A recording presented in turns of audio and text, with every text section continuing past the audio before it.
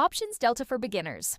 Delta is how much an option's price changes when the underlying stock or index moves by $1. For example, if a call option with a delta of 0.1 is worth $1 when the stock is at $100, then if the stock rises to $101, the option gains 10 cents. If the stock drops by $1 instead, the option loses 10 cents. Call options have positive delta and put options have negative delta. That's because calls are bullish and increase in value when the stock goes up, while puts are bearish and lose value when the stock rises. Let's look at the delta of a 38-day to expiry 7,000 strike SPX call option to get a sense of the range of values a call option's delta can take. If SPX is far below the strike and the option is far out of the money, delta is close to zero. This makes a lot of sense. Since the option is very unlikely to have value at expiry, a $1 move doesn't meaningfully change its chance of finishing in the money.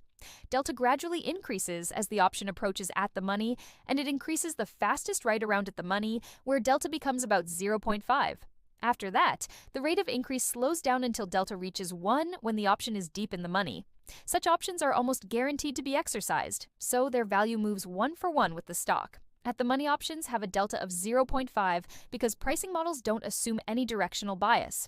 If you have no opinion on where the stock is going, you naturally land at a midpoint between 0 and 1. So delta is 0.5. So delta can be seen as a measure of an option's moneyness. The higher the delta, the more in the money the option is.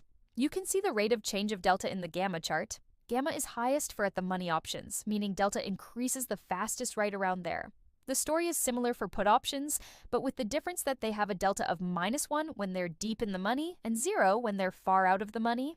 Their gamma behaves the same as call options because their delta also increases when the underlying price increases. Delta also tells you how much directional exposure an option has to price movements.